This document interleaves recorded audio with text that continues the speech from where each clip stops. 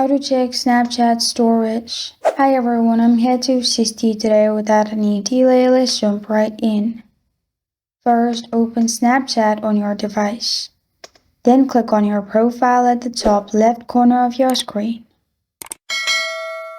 Then click on the gear icon at the top right corner of your screen. In here, simply scroll down at the bottom, click on My Data. After you've clicked on My Data in here, it will lead you to this page. It may take some time to load.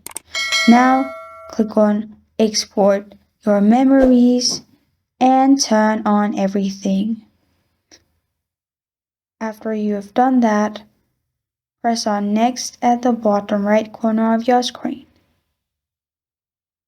In here, select the data range, date. I'm going to select all time and confirm your email at the bottom. Then press on Submit at the bottom right corner of your screen. After you do that, it will take some time to export and it will be sent in your mail that you added earlier. After that, from there, you will be able to see all your Snapchat storage data. This is how to check Snapchat storage. Thank you for joining me today. If this video helps you out, please leave a like and subscribe for more. Got a question or want to suggest a topic, comment below. Thank you for watching.